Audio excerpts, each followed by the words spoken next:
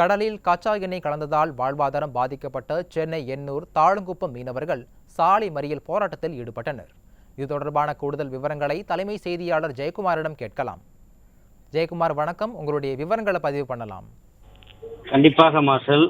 சென்னை எண்ணூர் தாழங்குப்பம் பகுதியில் மீனவர்கள் மறியல் போராட்டத்தில் ஈடுபட்டிருக்கிறார்கள்.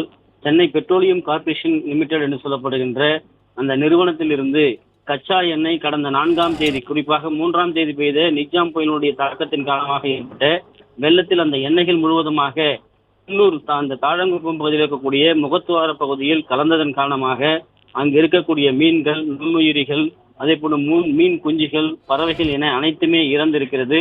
மீனவருடைய படகுகள் என்ன பாதிக்கப்பட்டிருக்கிறது. மீனவருடைய வாழ்வாதாரம் பாதிக்கப்பட்டிருக்கிறது. தொடர்ந்து மீன்வளத்துறை அமைச்சரோ, அதே போல மாவட்ட ஆட்சியரோ, மாநகரத்திற்கு ஆணையரோ நேரில் சந்தித்து தங்களுக்கு ஆறுதல் தெரிவிக்கவில்லை. அதே நேரத்தில் தங்களுக்கான வாழ்வாதாரத்திற்கு எந்த விதமான உதவிகளையும் செய்யவில்லை என்று இந்த போராட்டத்தில் ஈடுபட்டிருக்கிறார்கள். குறிப்பாக கடந்த 15 நாட்களுக்கு மேலாகியும் எந்தவித உதவியும் தங்களுக்கு வந்து சென்றடையவில்லை.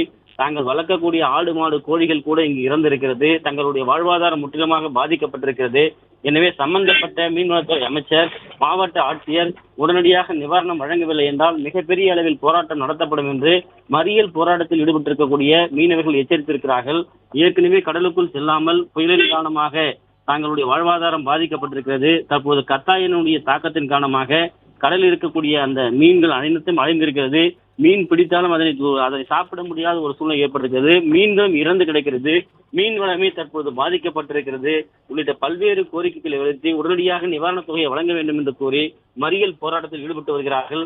இதன் மிகப்பெரிய அளவில் பரபரப்பும் பதற்றமும் ஏற்பட்டது குறிப்பிடத்தக்கது. மாற்றம்